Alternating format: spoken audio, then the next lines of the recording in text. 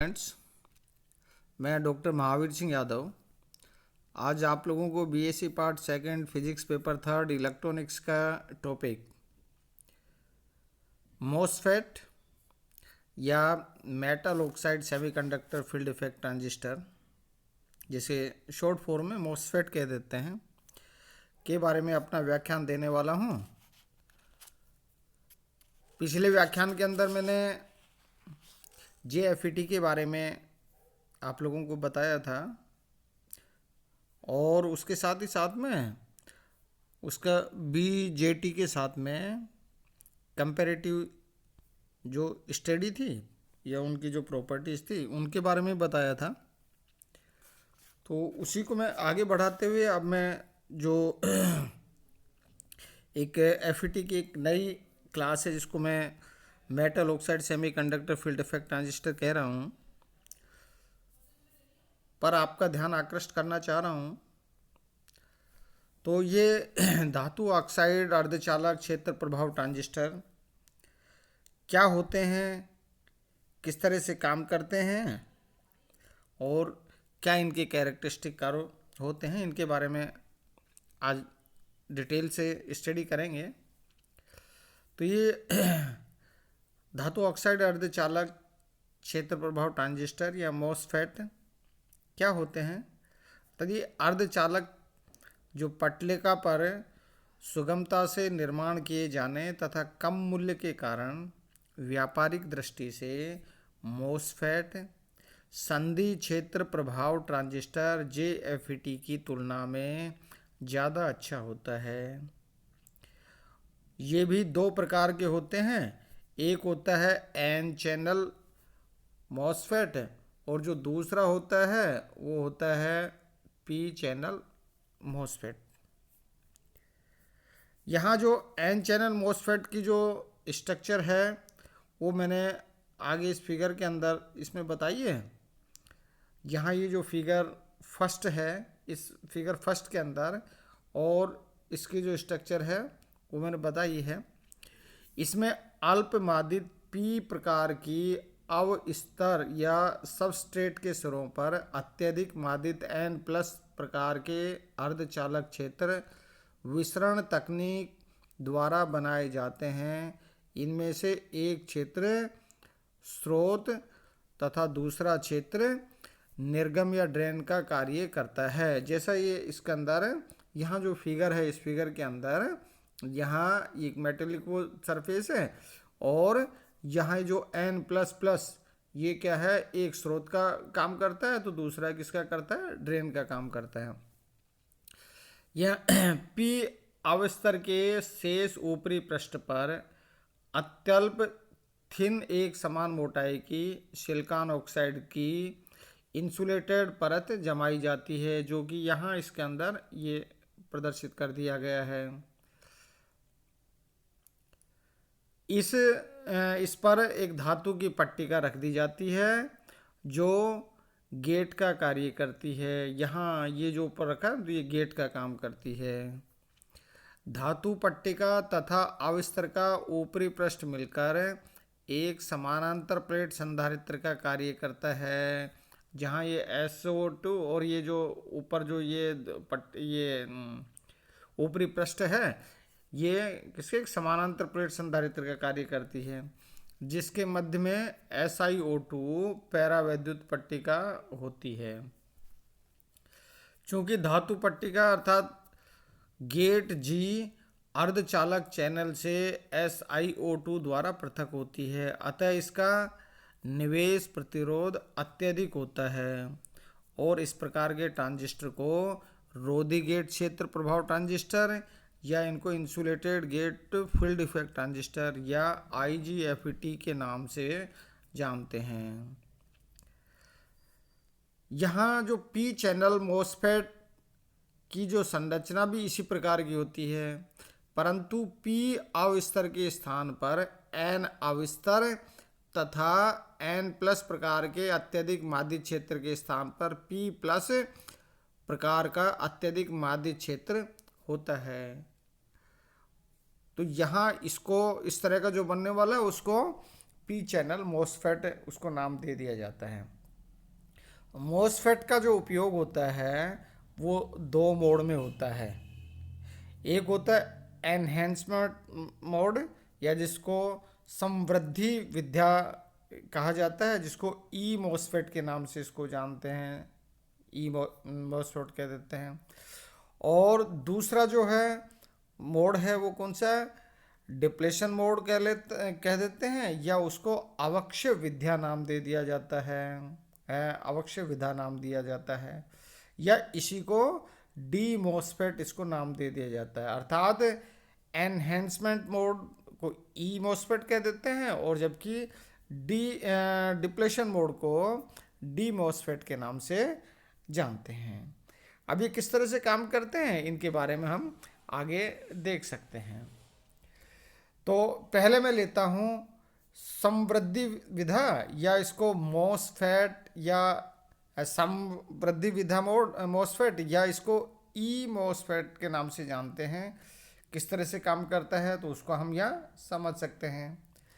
यदि N channel MOSFET के P अवस्थर को भू संपर्कित कर अर्थात ग्राउंडेड कर देते हैं, गेट जी पर धनात्मक वोल्टता दें, तो धारिता क्रिया कैपेसिटर एक्शन द्वारा अवस्थर के ऊपरी पृष्ठ पर ऋणात्मक आवेश प्रेरित हो जाता है। पी अवस्थर में ये अल्पसंख्यक ऋणात्मक आवेश एक उत्क्रमित परत अर्थात इन्वर्जन लेयर बनाते हैं। द्वार या जिसको गेट कह रहे हैं जी पर धनात्मक वोल्टता में वृद्धि करने से प्रेरित ऋणात्मक आवेशों की संख्या में वृद्धि होती है। यदि बैटरी के ऋणात्मक टर्मिनल को स्रोत S से तथा धनात्मक टर्मिनल को निर्गम D से जोड़ दें, तो प्रवाहित धारा में प्रेरित ऋणात्मक आवेश के कारण वृद्धि हो जाती है। अर्थात गेट में धनात्मक वोल्टता में वृद्धि करने से चैनल में प्रवाहित धारा में वृद्धि होती है। इस कारण से मोसफेट को समवृद्धि विधा मोसफेट कहते हैं। समवृद्धि विधा या एनहेंसमेंट मोड में कार्यरत एन तथा पी चैनल ई मोसफेट के परिपथीय प्रतीकों को चित्र सेकंड में दर्शा दिया गया है। जो पहले मैंने वो किया था उसके अंदर उसको दर्शा दिया है, यहाँ इसमें ये प्रकट कर दिया गया। ये एन चैनल ई मोसफेट वो रहता है, जबकि यहाँ ये तो एन चैनल ई मोसफेट है और ये पी चैनल मोसफेट होता है।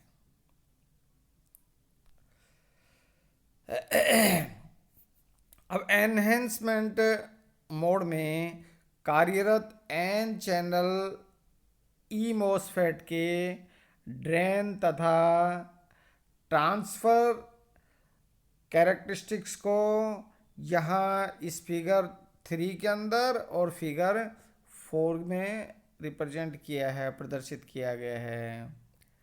यहाँ निर्गम अभिलाक्षणिक JFET के निर्गम अभिलाक्षणिकों के समान प्राप्त होते हैं, परंतु निर्गम स्रोत वोल्टता VDS के काफ़ी अधिक मान पर निर्गत धारा ID संतृप्त होती है। ये इम्पोर्टेंट है कि VD के काफ़ी लंबे परास के लिए और इस VDS के काफ़ी अधिक मान पर निर्गत धारा ID का मान संतृप्त होता है। ये अंतरित अभिलाक्षणिक वक्र से विदित होता है कि VGS गेट वोल्टेज जो रहती है उसका मान यदि 0 के लगभग है या उससे कम है, अर्थात गेट सोर्स वोल्टता का मान 0 से कम होने पर निर्गत धारा ID अत्यल्प होती है, जैसा कि इस फिगर के अंदर यहाँ दिखाया गया है, अत्यल्प होती है। तथा VGS के वोल्टता में वृद्धि होने पर धारा ID पहले धीरे धीरे बढ़ती है और फिर तेजी से बढ़ती है, जैसा कि इस फिगर के अंदर ये प्रदर्शित कर दिया गया है। अब जो दूसरा क्लास आता है तो उसको बोलते हैं अवक्षय विधा या अवक्षय विधा मॉसफेट, या इसको डी मॉसफेट के नाम से इसको जानते हैं। इसमें किस तरह से उससे भिन्न होता है, तो यहाँ इसको समझ सकते हैं कि यदि SiO2 पैरावैद्युत की परत P अवस्थर के ऊपरी पृष्ठ पर चढ़ाने से पूर्व स्रोत S तथा निकास D के मध्य अवस्थर में स्रोत S और निर्गम D के क्षेत्रों के समान प्रकार की अल्प अशुद्धि विसरित कर दी जाए तो मॉसफेट अवक्षय विधा प्रकार का बन जाता है। इस प्रकार स्रोत S व निर्गम D के मध्य एक चैनल बन जाती है। यहाँ ये जो भाग है एक चैनल के रूप में ये हो जाता है। एन चैनल डी मॉसफेट की जो संरचना है वो यहाँ इस फिगर के अंदर ये रिप्रेजेंट की गई, इस फिगर के अंदर दर्शाई गई है। एन चैनल व पी चैनल डी मॉसफेट के प्रतीक चित्र यहाँ ये एन चैनल डी मॉसफेट और यहाँ इधर ये पी चैनल डी मॉसफेट और यहाँ प्रदर्शित कर दिए गए हैं। जब गेट G पर ऋणात्मक वोल्टता लगाई जाती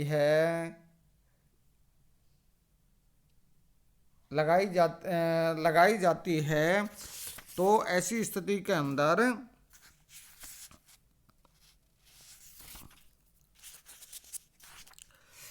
जब गेट G पर ऋणात्मक वोल्टता लगाई जाती है तो धारिता क्रिया कैपेसिटर एक्शन द्वारा विसरित एन चैनल में धनात्मक आवेश प्रेरित हो जाता है।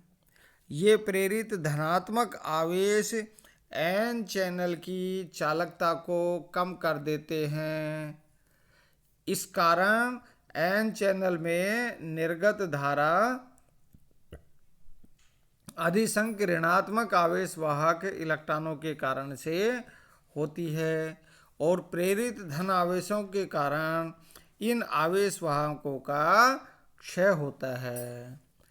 यदि गेट पर ऋणात्मक वोल्टता में वृद्धि करें तो इससे निर्गत धारा के मान में कमी होती है। यदि द्वार पर ऋणात्मक वोल्टता में वृद्धि करें तो इसमें निर्गत धारा के मान में कमी होती है।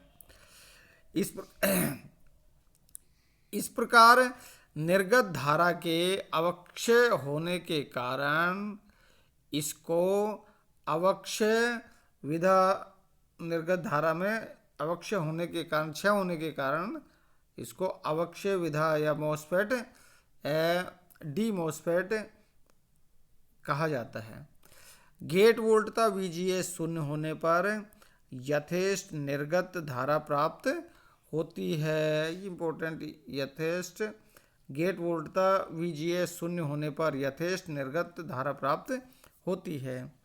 यदि गेट G पर धनात्मक वोल्टता प्रयुक्त करें तो अवक्षय विधा मॉसफेट का समवृद्धि विधा में भी प्रचालन कर सकते हैं। एन चैनल मॉसफेट के निर्गम अभिलाक्षणिक तथा अंतरण अभिलाक्षणिकों को क्रमशः यहाँ इस फिगर 7 और इस फिगर 8 के अंदर रिप्रेजेंट कर दिया गया है। जब ये दोनों विधाओं में कार्य करता है पी प्रकार के मॉसफेट के अभिलाक्षणिक एन चैनल मॉसफेट के समान होते हैं, परंतु धारा एवं वोल्टता की ध्रुवणता विपरीत होती है। आज के लिए इतना ही। बहुत बहुत धन्यवाद।